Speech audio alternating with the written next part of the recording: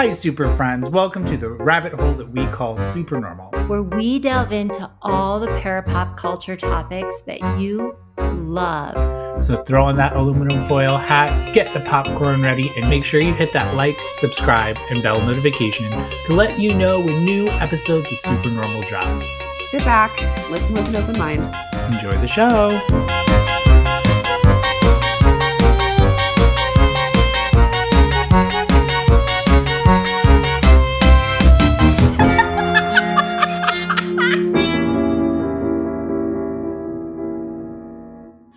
Hi, everybody.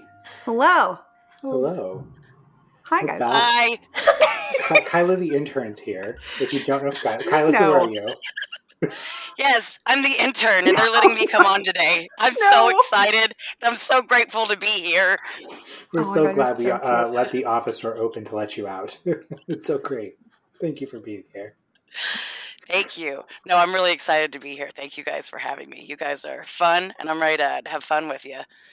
We're ready to. But let's give her a proper introduction, Yeah. Dana.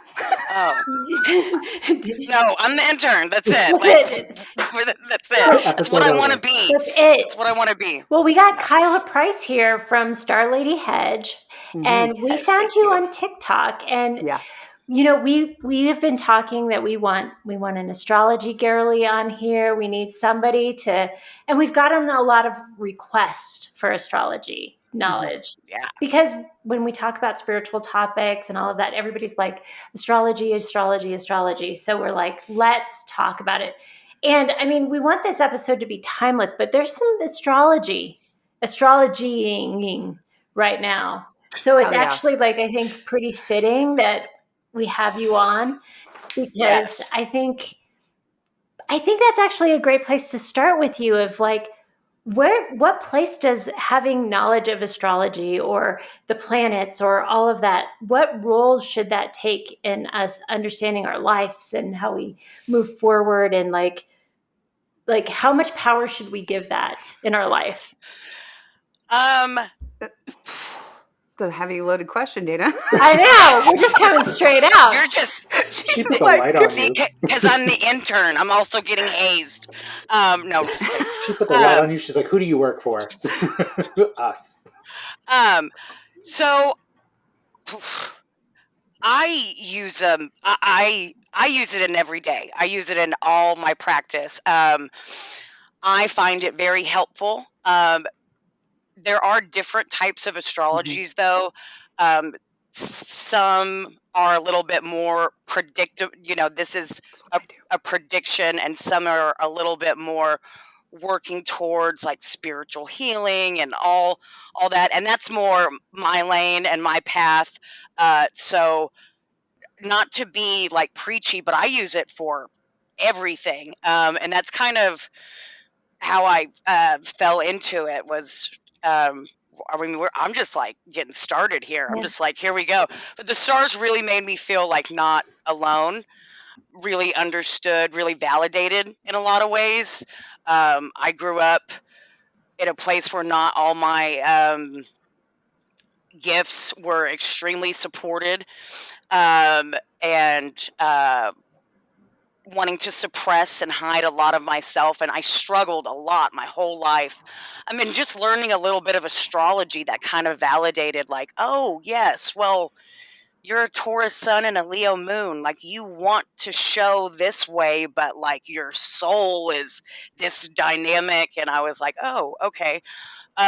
So I use it in every day. If the moon is in a certain house, I might not do a certain thing, especially if it's something that might make me angry, or you know what I mean? Or I know where the moon is on my son and husband's chart. So, you know, I know the day to not have the big conversation with them, or the day to have the conversation. I don't want to make it sound like it rules my life, because I'm very much one of those, like, I take astrology and I use it as a map to help me develop, to help me spiritually heal and find spiritual abundance. But I do use it every day, and I wish everybody did. So you're not like using it for decisions like mac or cheese or tater tots. You're using it for like, should I have a conversation about the water bill? Yeah, for the most part, like I kind of map my life out in like seasons. Like I know what the theme was this year astrologically, and I knew that this was the time we had already always talked about moving and looking for land. Uh, I said this is the year we finally need to start having those conversations and looking. Yeah, I'm a mapper too, so I very much look ahead and try to. I really try to. I feel like astrology helps me swim with the current instead of just floundering around because I can flounder. I'm very chaotic, so it Yeah. makes me feel better. So I was going to ask you, what specific kind of astrology did you study and kind of use, just so people are aware? So I'm studied in tropical Western astrology. I mostly focus on TikTok and my teaching on whole signs, and a lot of that is based in the Hellenistic approach. But I wouldn't say I'm extremely just Hellenistic, but that's where most of my core is, and that's where a lot of where my teaching is. But I've done a little bit of all astrology. Okay, because it sounds like the way you're talking about it, at least from my understanding, is it sounds more like modern evolutionary astrology, more like a spiritual, psychological basis, more than predictive. But I know you do prediction as far as like looking at the transits, and we do kind of have to break it down for people that are complete novices of astrology, as far as why the moon is something you use as an indicator of why you'd want to do certain things with emotions versus not, and that kind of thing. Because like Dana and Matt, I know not, they're exposed to astrology at least a little bit, but they don't have like a great understanding. Yeah. So sorry. Fine. Bad intern. No, just like want to open it up a little bit. Absolutely. Thank you. So you have a natal chart. You have a chart when you've seen those memes like don't give a woman your birth time because she's trying to date, figure out all about you or whatever. But that's why we ask for your birth time. And so that's your natal chart. And I am not one of those astrologers that says like this is why you are what you are. It's more of a reflection, as above, so below. You're a physical manifestation. That's your natal chart.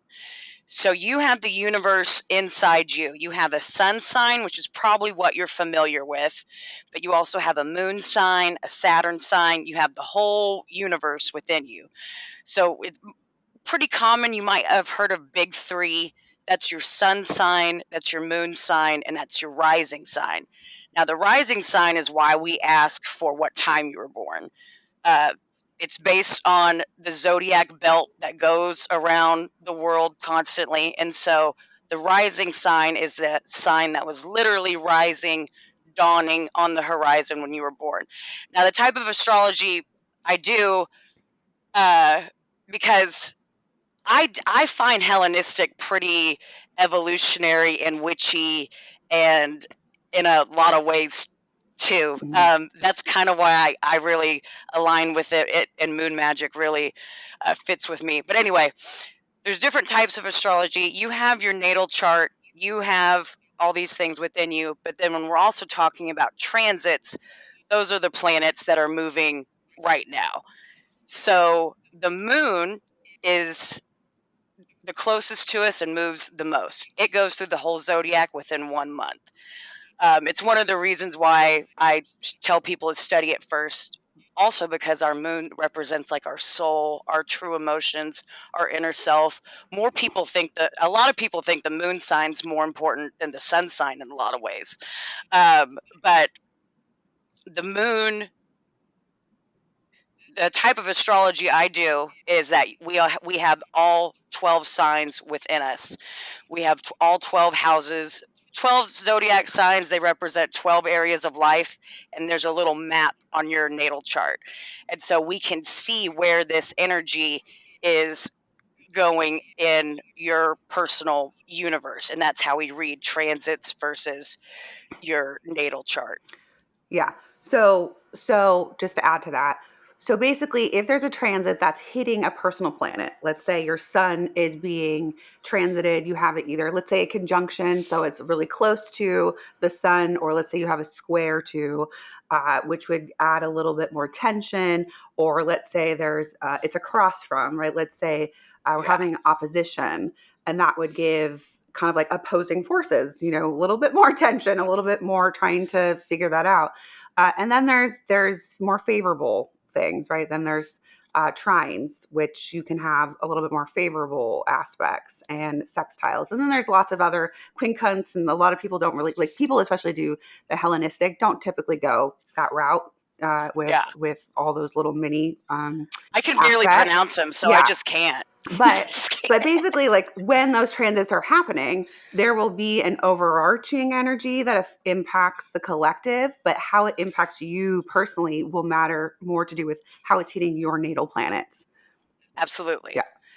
Absolutely. So when you see me talk, I'm kind of talking about a general, but if the moon is moving through your 7th house, you may be focused on partnerships that day.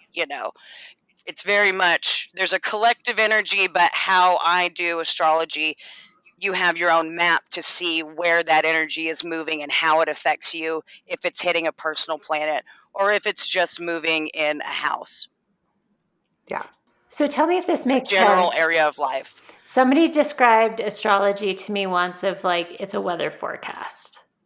Of like it's understanding like what the weather is and then making choices in your life based on the weather forecast. Like you understand like there's a chance of rain, so bring an umbrella, just be prepared. Yeah.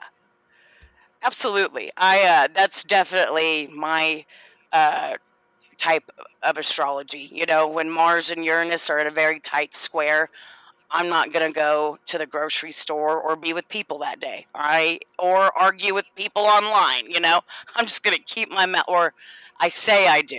I say I do. Yeah. I'm not the best at listening to myself, but yeah, definitely. It's definitely a forecast. And, one of the things I love about astrology is you just see how energy manifests and how it can manifest completely different. I learn something every day. Even though I do a forecast every day, I still like experience it and go, oh, okay. So it's even, I still very much consider myself a student of the stars. So.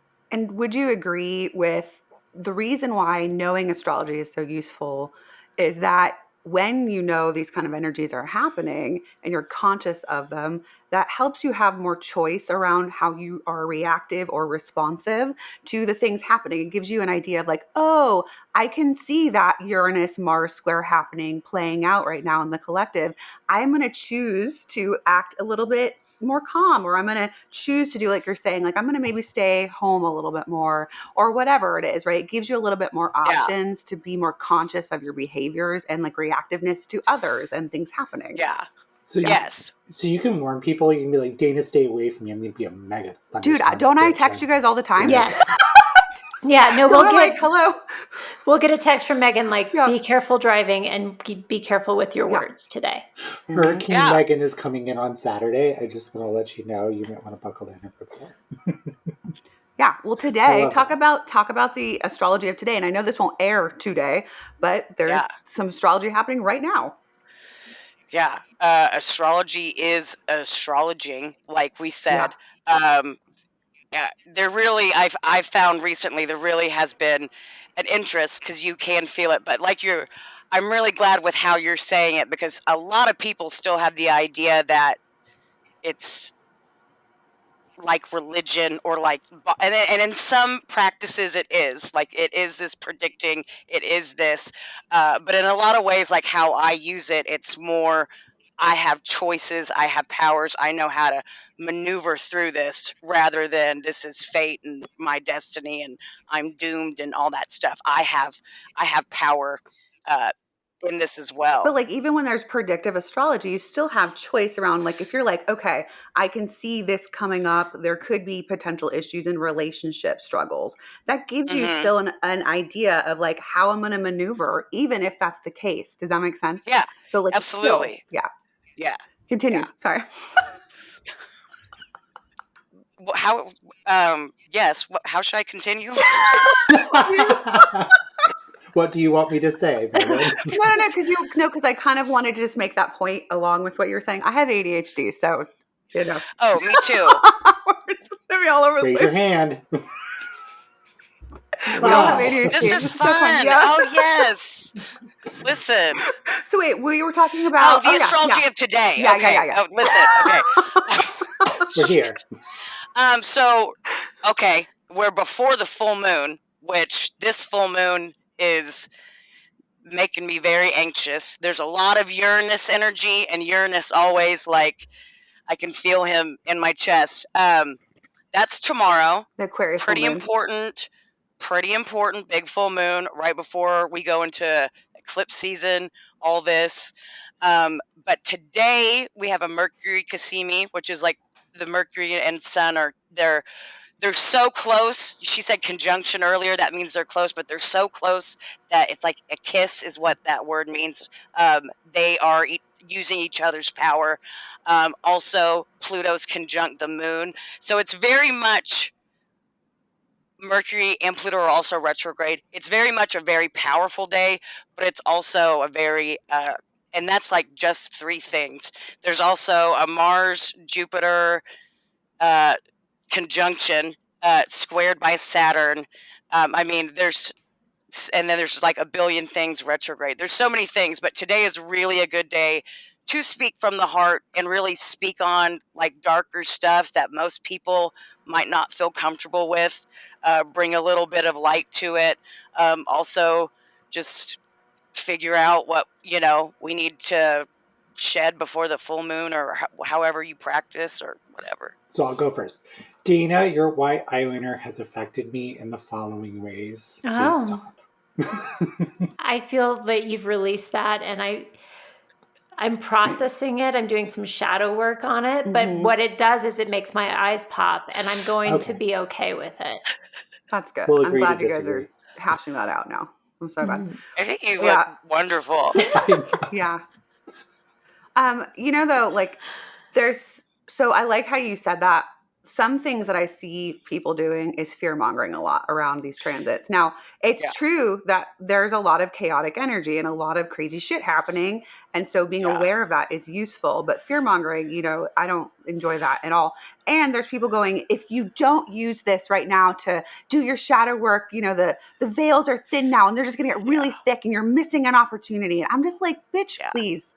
Because like, we can do shadow work when we feel called to, but we also, yes, this is a good opportunity to if we feel pulled to do that, right? But like this idea of, you have to always do this is like exhausting and just untrue. It's just untrue as far as like people using it to use fear or control over you. So I like that you're like, it's an opportunity, right? It's like an opportunity to do it, but not something like you're like, you have to do this. If you don't, like it's something bad's going to happen to you. Yeah, I don't want to live in the world of toxic positivity, but I'm much more into the like, how can we? And I'm not a fear monger. Yeah. I can't deal with that. Like I said, the stars were comforting for me to not feel alone. Like, and that's how they're everybody's language. They're everybody's. Once you see the dance, I feel like more people just feel more connected. And honestly, I was lost as hell before it all connected for me. So that's just really what I want to do for everyone. I hate the fear mongering, and I hate especially right now is really hard because Saturn and Pluto are in retrograde. So everyone's like, yeah, your generational karma is coming up and it's like, okay, well, like, come look at my chart. Like each chart, there's like 25,000 variations. Like I feel guilty almost doing my little daily forecast because I'm like, this is as broad as I can get it, but this is to a short fuse because I'm not looking at your chart. There are so many different things. Like she said, there can be something right next to you. There could be something square you. There could be something opposite you. There could be something like, there's so much to get into. So because all you when they're like, get your karma now, it's like, whatever, shut up. It's like, Well, one thing I really like your daily forecast. I think they are positive. I don't think you ever do try to do like toxic positivity, but in general, I think you try to give people a tool, like a tool to use the information, like to better their lives in a certain way, right? Like, so I think that's very Cute. positive.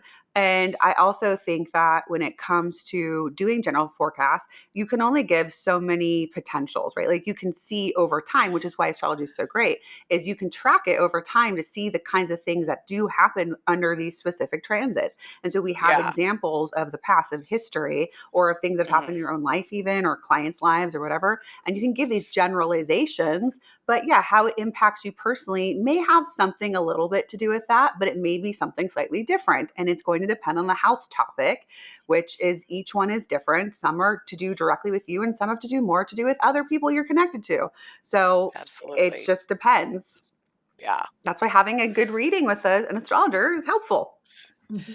Yeah. Yes, but I mean, Yeah. you know, you're one of the reasons why I was really drawn to you is because you're one of the few mediums that talks about ethics, Mm. and I'm just really, I take what I do seriously, Yeah. and I know it's woo. I understand how it could not be, but I really appreciate people who use tools and put out that it's not bullshit, Yeah. and are like, but hey, this is how you make sure that this is how this works for you, and not to get taken advantage of. Yeah, exactly. Yeah. Sorry, I just had to throw that Well, in thank there. you. I appreciate that. And ethics are important, and I think that when you become any kind of facilitator where you're working one on one with people, there always has to be an element of understanding that and your impact on Yeah, people, because people that don't know about astrology or don't know about mediumship or don't know about psychism or whatever it is, they just take everything you say as true, right? yeah. And so it's important to know. No, I mean that's why like one of my first readings when I like really felt comfortable, because I'm one of like I said, I can look at everybody's chart and see where your power is, where you're spiritual. Everyone has those gifts in some ways, and I just was telling her this, and I just believe no one had ever told her anything positive, maybe in her life. Mhm. Um, but she quit her job and left her husband, and it was not something she shouldn't have done all that. That's Mhm. not what I was. That's not what I was saying. So I have Mhm. always been very aware and try to be very, very careful and a lot more mindful in exactly what I say, because I still don't even think I led her to that. But some people really do listen to everything, and it's very hard in the world of content creation to see so much grifting and Yeah. to see so much bullshit. Um, Mhm. anyway, so it's Yeah. wonderful to see the ones that don't. Yeah. Totally agree. To that point, obviously we educate a lot on like how to find a medium and like red flags and ethical things. What are some of the things that if somebody were to want to get a natal chart reading or get a reading from somebody, what are some Ooh. of the things that like if you were shopping out, and trying to find the right reader to get your chart read, what would you be looking for? Um, what red flags would I? Yeah, red Red flags. flags. And like, what would And you green also be flags. like, oh, that's somebody who I would definitely go get a reading from? So like I am into the evolutionary, like spiritual healing. I do want to hear you talk about like Chiron and the nodes. If you like to get down and dirty, I love to talk about the asteroid goddesses. Like, when you say certain things like that, that really piques my interest. Um, you guys, one of your episodes that I watched, I really liked. You were talking about past lives and how it's kind of hard to talk about it because how we don't really understand time. Um, and I mean, not that we don't understand time, but like it's Mhm. all going on at the same time. Mhm. So, it's red flags for me are definitely like when you sit down and the first thing they say is like you were da da da from a past life person, Mhm. because in your natal chart, like there's all the versions of you. There's so many different, like all the stories are there. And so and there's different ways to look at it. And so, your natal chart goes on even, when you're not here anymore. Like it is your cosmic map. So it's when they're like, oh, you're a Leo, you were a queen in a former life and you have to deal with your ego problems. I need you to run out the door. Mhm. Like, like that to me is, just bullshit, Yeah. Yeah. just very, and also like if they don't offer like, so like, we all have these different aspects like natally, like we can have squares in our own chart that can be something that we have to work through, or a T-square. Red flags for me are for astrologers that just tell you that and don't tell you how to transmute that, like how to work through that. Mhm. If you get just kind of like a doomed, you're not going to have a happy, Yeah, like this, you have a bad chart. Like you have Yeah. negative aspects in your chart and you're pretty much doomed. And yeah, like leave you feeling anxiety instead of actually helping you. Yeah, saying you have bad karma. Yeah. Like I get asked, like that's some of the first questions I get asked in my don't ask me that. Like that's not. It makes me. Do I have bad karma? I don't listen. Yeah. No, like that's not what we're here for. And like if someone's telling you different, tell them to come talk to me, and I'll tell them to shut up. Yeah. And I'll probably say it a lot worse than that, but and then I would say too, would you say looking for people that have been educated, right? Looking for people that actually have studied astrology, not just pop astrology and just know sun signs, but actually understand how to read a natal chart and how to thoroughly help you with that. And how to kind of guide you through understanding of either yourself, if you're doing a more psychological look at things, or more predictive, right? Or being able to do both Yeah. is great too. Yeah. I definitely, it's very important to find, like I always say, like find someone who like speaks your language or whatever. And when you get a reading with the pop astrologers, like Yeah. that language is kind of the same and you can hear it, like astrology is deep and dirty and messy. So, yeah. And there's very many different ways of education. I'm very wary of. I talked to an astrologer the other day. We were thinking about doing a live. I'm not going to say any names, so Sure. whatever. But they didn't really understand the difference between house systems, and then I was like, "Well, I don't know what."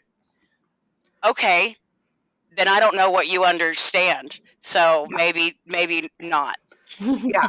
And so also for viewers too, a house system is basically how you divide the chart and how you read it. So Kyla was saying she does whole sign houses, which means that each section of the houses will be equal. They're all equal across the whole natal chart. Whereas a lot of people are familiar with a placidus would be how you say that. Or placitus. Thanks for saying it. Placidus. Yeah, Yeah. I have a hard time pronouncing all of that stuff. Yeah. So a lot of people are familiar with placidus, but that is not equal in the same kind of way whole sign houses are. It breaks it up a little differently, but there's all different ways, and there's, like we were saying earlier, different kinds of astrology. So having the understanding of the different kinds, the kind of astrologer you feel like you want to go toward, right? Like, because if you're going to go to a tropical astrologer like Kyla, or if you're going to go to someone that does Jostis, it's very different. And it's going to be, so Indian astrology, and Absolutely. the way they do that is sidereal astrology, and the signs will even be different. You'll be a sign off from what you're used to with your traditional Western tropical astrology. So understanding, and they're very predictive and typically very to the point, even if the prediction is not always positive. So knowing that is good too. Yeah, for sure.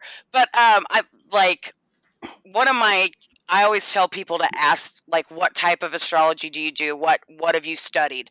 And because you'd be surprised at a lot of these pop astrologers can't even tell you that they're doing Western or tropical or Right. anything, or don't understand the difference. Right. You know, like I don't want to be a mean, like quizzy old crone, but like there's just certain things that they should understand if you want to get a reading from them, especially if you're going to really like, you know, be like the first woman I gave a reading to and take everything we say into consideration. You really want to make sure that you are that reader is speaking your type of language for sure. Absolutely. Yeah, absolutely. As you're like, so if you're new to astrology, I mean, I think I when I was little, I used to always like look at like the newspaper every day, and I'm like a Virgo sun, and every day I'd be like, how's the Virgo doing? And I'd read the little paragraph and I'd see if I was having a 5-star day or not. And that was like as far into astrology as I got. And, you know, the further awareness, I think Megan said it really well, that I have an awareness of astrology now. I know enough to be dangerous is how I like to say it. But now I know that like, your sun sign really isn't that important. I mean, it's important, but it's not that important. You know, the rising sign is far more important to tell us who we are. I know you mentioned the moon sign is even more important. But I was thinking to myself, for somebody like myself and like Matt, who are like, wow, there's so much here. Like, it's very easy to get overwhelmed. Where would a good place for me to start to like get curious about astrology, to learn a little bit more about who I am by looking at the stars, to look at like what planet or what, you know, where would I start? I have it right here. This is the book I recommend. I can send you guys a picture and a better graphic. The Complete Guide to Astrology, Understanding Yourself, Your Signs, and Your Birth Chart, Louise Eddington. Again, going back to language, you know, there's a saying that millionaires don't do astrology, billionaires do. It's very much, there's definitely some like, you know, colonizations or some Christianized like versions that, you know, there's been some stuff, and a lot of astrology has become very duality, like male, female, very in that way. And a lot of the ancient ways weren't like that. Like Mercury is more, as is known as both, is a non-binary, if you will. So this is why I suggest this book and people from this organization, because they are working towards that inclusive, going back to that inclusive language, and that's really important to me. So I recommend. She's written a lot of books. She's on the board of the OPA, the Organization of Professional Astrology. I actually got invited to go to their retreat. I'm pretty excited. Oh, that's cool. This is a book I recommend. My favorite free website online is AstroSeek. It's the most precise, and it has a very good definition. I always suggest, though, getting one of those maps, not maps, an app on your phone that like you put your little information in and it'll tell you like where your moon is traveling through, and really like taking that in. And like, this is how I teach my students. I make them do that, and I make them pull a card and really like pattern and journal like for that day, because like I said, the moon moves a lot faster. So noticing it and being like, oh yeah, the moon moved through my 4th house and my mom called, or blah blah blah blah blah, something like that. But AstroSeek is my favorite free site, and it's really fantastic as well. For the apps, I know the Chani app is a good one, and Time Passages is another good one. Time Passages is one of my favorite. Yeah. Absolutely. I hate CoStar. Oh, I hate that too. No, that's not astrology, guys. Don't look at that crap. Yeah, I don't do that. Don't do that. I think Astro Matrix is a good one that's on both. I think now they have a lot of ads. They used to be the good one that was on iPhone and Android. But there's also one I like called Moon Calendar too, and that one's just really good for Tracking the moon. focusing on the moon. But Time Passages is probably one of the best little apps there is, I would say. Yeah, tracking the moon is one of the best ways to really get into astrology. Like you're saying, like doing that journaling. I know my teacher, which is Adam Ellenboss, he does nightlight astrology, and Yeah. so I did his year 1 program, and I know so Ooh. tracking that is definitely helpful, and you can look back and like periods, or once you start there, tracking the transits and being like, this is what happened during this week or whatever, Yeah. and being able to look back, because a lot of astrology is correlated to past events. It's not just this one thing, right? Like the eclipses, which are coming up in September, they go back to before that, and you can be like, oh, what happened in this time, and then, oh wow, I can see how that goes from here to here, right? Yeah, I'm one of those nerds. I'm very much like, oh, Saturn's in Pisces now. What happened 27 years ago when Saturn was in Pisces? What is the theme? Like I'm very, that's why I'm cuckoo crazy. I very much am like, oh, okay, this is what's going on. But you can learn so much when you look at that. I mean, the astrology right now is very similar to the astrology in 1939, 1940. I mean, and that's just how it is, like I said, the patterns again, and it just makes you feel involved in this universe and like a conscious being, like we are, and to me it's just like seeing that in real time, and again, just learning how these different patterns manifest and stuff.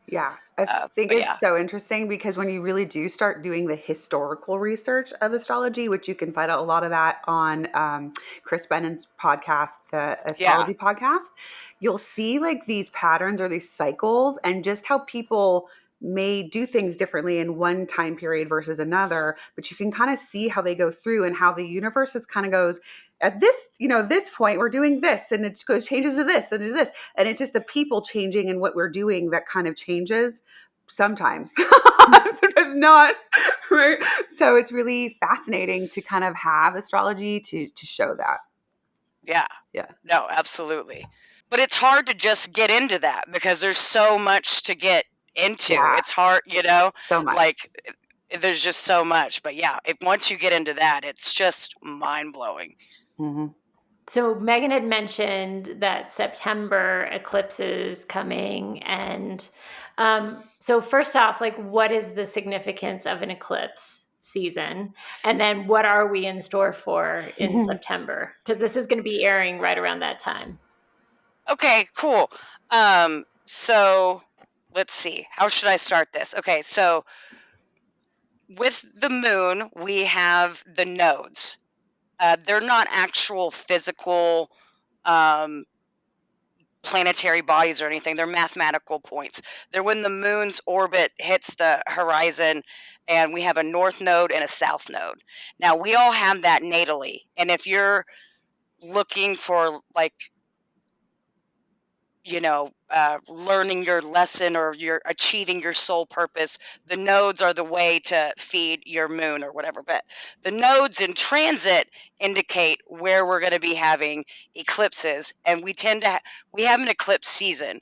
So everything in astrology is duality. It's constantly, there's always a through line.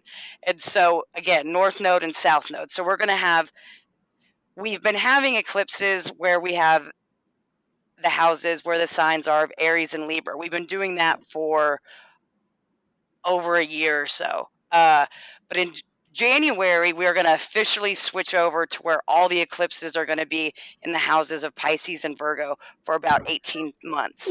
And so this September is the introduction of that. And so astrologers, we all disagree about what eclipses are, but what we do agree on is that they bring extreme transformation. It's a concentrated form of life. I mean, just think, it's like all the life cycles. So this ushers September, the harvest moon, Virgo season, it's very big, ushers in the eclipse season of Pisces and Virgo, the health and service and spirituality and all that access. So I'm very interested in what's going to be coming because we've had Saturn and Neptune in Pisces for a while. So in that area, we've been learning a lot of lessons. I think that's why a lot of people are really interested in astrology and spirituality now. I think that's why a lot of information about cults are coming down. Saturn represents boundaries, mastery, authority. Pisces is a water sign, creative, empathetic, and so he's having to implement authority and rule and mastery in places where we don't really like to. And so we're seeing a lot of, because Saturn in our own chart represents our authority too. So like we have to have outside authority. We have to grow up, right? But if we don't rise into our own authority, then what's the point? We can't get the gifts. We don't get the rewards. We don't get that. So Saturn kind of, he's hard. He's a hard, but it does want to be a wonderful teacher. He's not a gatekeeper. I am Vince Clortho, Keymaster of Gozer. Volgus Sildro, our Lord of the Sabulia. Are you the gatekeeper? So he has already been traveling through Pisces and really been showing where some boundaries need to be laid, where some clarity needs to be. It's very interesting for me for this political season. When we have Saturn in Pisces, we tend to have people tend to get very, very patriotic, very disillusionment, not knowing the separation between church, self, state. Anyway, I don't want to get too but anyway, that's why a lot of things are coming out. That's why a lot of people are pushing the boundaries. People are figuring out their own power. People are coming to me. I feel like people are figuring out their own authority in their spirituality, in their own way. So, but soon we're going to have eclipses in that area. And so wherever you have Pisces and Virgo in your chart, we're going to have a lot of transformation and a lot of change for the next 18 months. And that's really interesting to me because it's the health access. And I'm very worried. I'm very worried about health. That's all. I'm worried about health. Everyone needs to take care of yourselves. The health is going to be a focus for sure. Yeah, and COVID's not gone. COVID's not gone, and other potential things, that's a part of that too. Yeah, it's my first and seventh house axis, so can't wait. But you know what? Saturn in my first house, I've gotten... Send it to me. I'll tell you. Well, I will. I will send it to you. But I was worried about Saturn in my first house, but I've lost 65 pounds since September. I've been working really hard on my health and just my overall, me, you know what I mean? Just doing what I need to do for me. And I'm actually thankful to Saturn because, like she's saying, Saturn's not there to be an asshole. Saturn's there to help you have mastery in something. It makes you have the hard work to look at the truth of something. And it's not going to be like Neptune, even though Neptune's there too, or Neptune's whatever.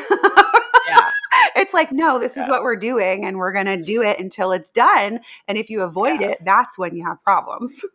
Yeah, that's what I'm going to be a dickhead. Yeah, for sure. Yeah, for sure. Neptune scares me the most though. And he's not far away from freaking Saturn. Yeah, they're going to I think they're going to have a conjunction pretty soon. They are. Yeah. And it's interesting to me though, because Neptune in Pisces has been there since 2012. So that's when my dad died. And that's when my whole spiritual journey with everything really started and exploded. So I find that really interesting. I'm a little nervous for it to go into my second house, but maybe it'll be positive. You know what I mean? Maybe it'll be really positive in some way. So Neptune 2012, I lost my partner and that's when I really, really dove into my spirituality. Yeah, so same as well. Yeah, isn't that interesting? Very interesting. Yeah. But that's when it starts to get really, and when you start to understand that everyone's a little cycle, the moon has its cycle and everything, and you're okay, well, Venus has her little dance for 8 years, and then you look at your relationship, Jupiter has a 12-year cycle, and you're oh, 12 years ago is when I met my wife, start putting those pieces together. Yeah. almost everyone remembers Saturn because everyone, Saturn return. yeah, everyone has to have that, like, that grow up time, you know. That's when my for Saturn return sure. was coming, actually, was like right when that happened. So like it was just about to get there. And then my dad passed and Neptune was just coming into my first house. So it's always really very fascinating. I want to return to something you said where you said astrologers have a hard time agreeing on eclipses. I think what you meant by that was what the North and South node meant. Or like means to people. Is that what you meant by that? Or is that just like a part kind of that? of, or like some people, I know some astrologers will say, like, if you don't have a personal planet, do not think that that eclipse affects you.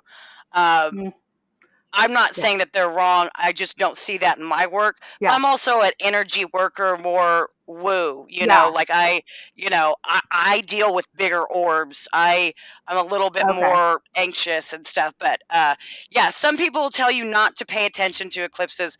I'm not. I am very much a nodal. This is our journey. This is like what we're learning. This is what we're going through. That's a lot of my focus. Well, historically, eclipses show, like literally, if you look at history and you look at the things that have happened during certain eclipses, there's big things that happen, like with deaths of kings and, all sorts of shit like that. So like, you can't ignore that. But I also know some astrologers that just like won't even talk about eclipses. I think it may be like there's a very I know everyone's weird about everyone's weird about stuff like that. But that's not something we're going to bring up at the bar at the retreat. No, like, probably not. We're getting to I don't know. Into a fight over eclipses. Well, maybe if Chris Brennan's there, I'll ask him. Yeah, I would really love to be a fly on the wall at some of those conventions when people start drinking after. I'd love to see what happens. That's why I'm going. I'm so excited to be in a room of like all of my heroes. Yeah, but I just want to see them party. Yeah, that's like, is there fist fights about people not agreeing about the North Node and the South Node being like, they're like, no, the North Node's about where you're supposed to go, and the South Node's like where you avoid, and the other person's like, no, it's the head of the dragon and the tail, and one is more than, and the other is less. Listen, it's scary. It's a scary world out there, and that's why I preface certain things. I'm like, all right, okay, but but you're not wrong. And like and what to call it and all that stuff, that's just not somewhere I'm willing to go. Yeah. Okay. Well, I guess it's like, again, based on historical information. You could go based on historical information, or you could go based on more evolutionary modern astrology's take, which is a little different from that. Right. I want to check in with Matt. Matt is like, been so quiet. Is any of this absorbing? I feel like I'm going to try to say this in order. I think they're going to fight about who can sing the Sailor Moon song on karaoke. I think you're going to have that huge issue. 2, I don't know what a North Pole and a South Pole is, but I like Santa. 3, nodes sound painful. We're going to accept it. I do like the phases of the moon. Does it involve menopause and cycling? I don't know. But I know that the amount of tears in your eyes and the pole in the moon, something equal. I don't know. No, really, it was actually kind of fascinating. I was kind of taking in everything that you guys were saying, and it kind of clicks that everything goes in cycles. I would be curious to go back and see like what you guys were talking about of like things happening with the different players and like different people, but the same situations. So like, don't go out and buy war bonds. Like that is not something that I would suggest. But it's a lot to take in. I feel like I'm eating the beach just a little spoonful at a time, and you guys are talking about tangents and kissing of planets. So. But that's a good thing with astrology. It somehow resonates. Like when you were reading your horoscope, like you didn't know that you had a moon and whatever, but for some reason, even though some of it sounds like, not your language and you haven't heard any of it, I remember when I was young reading that, I used to get this like Vedic astrologer, and she'd write this huge long thing, and I did not understand a word of what she said, but I loved it, and it resonated with me somehow, and I was like, I kept going back for more. See, I had a delusion because I'd always read the pop the pop ones. Did I get it right? Oh my God, I got something right. I learned something. So like the pop astrology, but I never resonated with my own sign. Like it would makes sense. resonate with somebody else's. Yeah. Yeah, because you should really look at your rising if you're going to look at that horoscope stuff. Mm-hmm. I'm going to look at my moon. Yeah, that's a good one too. Like, and some people would tell you, there's different theories about that too. Whether you're a day or night chart, or whether your moon is Mm-hmm. you could. There's all sorts of different ways. But for a horoscope or prediction, I would suggest a rising sign. Unless you have your moon in your first and are just led by your moon completely. So you can look. So you want to look at your rising, because what that will do is it will be in line with your natal chart placements. Okay. And then you can go from there to look at what is the moon doing at the transits for that. Right. So you can still look at your moon, but it will be in line for your houses. So it makes sense to you to actually look at that, instead of, if you just look at your moon, that could be in any house, right? Your rising is always the same. It's always right there. The ascendant right at the first house. If you're doing whole sign astrology. If you're doing not whole sign astrology, it could be your 12th house. But yeah. You just lost Matt again. Yeah. Where am I, Mom? Hello? I'll help you, honey. Don't worry. That's why we need Megan to text us and say, be careful driving. I want to circle back to co-star for a second, because I'm really tired of it saying that I'm going to romance one of my best friends. Yeah, no, co-star. It was going to be called horoscopes. Like, it was made as a joke, and it was made to fuck with people. Don't do co-star. Don't. That's right. You're a co-star to nobody on that app. Yeah, on yours, it's gonna say you romance a woman with a mustache, and she's. It did. It said you and Dana are gonna have sexual tension today. I was like, oh yeah, because that's right. Oh yeah, I put mine in once. I downloaded that stupid thing just so I could see what it said about all of us. And I don't remember anything that it said. Yeah, but it was all wrong. No, we text each other like screenshots of it every once in a while, because they're so stupid and so wrong. Yeah, co-star sucks. Sorry, don't sue me. Yeah. Allegedly. Allegedly. This podcast is sponsored by CoStar. Do you love romancing your friend? Then CoStar's for you. Download it on the Apple Store today. I've been seeing a lot of people pushing Astra. Like, they must be doing brand deals, because all of a sudden all these tarot readers are like, oh yeah, go to Astra and put in the cards and see what it says. Or like astrologers too, go into Astra and go see. And I'm like, you guys, come on. Yeah. Use promo code Elisa at checkout for 20%. Astra sounds like it's something else, and that's all I'm gonna say about that. That's sounds like a diabetes commercial. I probably would have. That's not what I was thinking, Matt. That's not what I was thinking. I know, but Allegra, does that really sound like a pain medication now? Kyla, what are some like notable transits that are coming up for like the rest of the year, like beyond the eclipses? Because I know there's still certain ones. Like, I don't know if you have some that you've picked out for people to kind of pay attention to. So this right now it's known as a Mars-Jupiter conjunction with the Saturn square. Yeah. Mars moves faster, so he's going to move. But this Jupiter-Saturn square is going to be a pretty important dance for the rest of the season. And I'm also not looking forward to Mars going retrograde at the very end of the year, and Pluto doing his very last dance in Capricorn, that very last retrograde, and then his very last like direct over it, that 29th degree. I'm a little bit, like, all right, let's finish it up. Pluto takes a really long time to travel, so he's been in Capricorn for 18 to 20-ish years, depending, and he will move into Aquarius. He's there right now retrograding, but he's going to retrograde back into Capricorn. And I feel like that's going to bring up a lot of stuff so we can clear up some stuff before we shoot Pluto into Aquarius. So those are my major ones. Just that Jupiter-Saturn square, because Saturn, again, boundaries, authority, Jupiter, expansion, luck, spirituality, them squaring. So they're pushing each other towards some sort of action. So I'm really interested in all that, and that's all heightened and stuff around the elections. All these retrogrades come in and out. Uranus going retrograde. It's the rest of 2024 is active. Yeah. Active. Yeah. It's like buckle up, kids. Buckle up. Buckle up. Buckle them biddies up. It's gonna be quite a ride.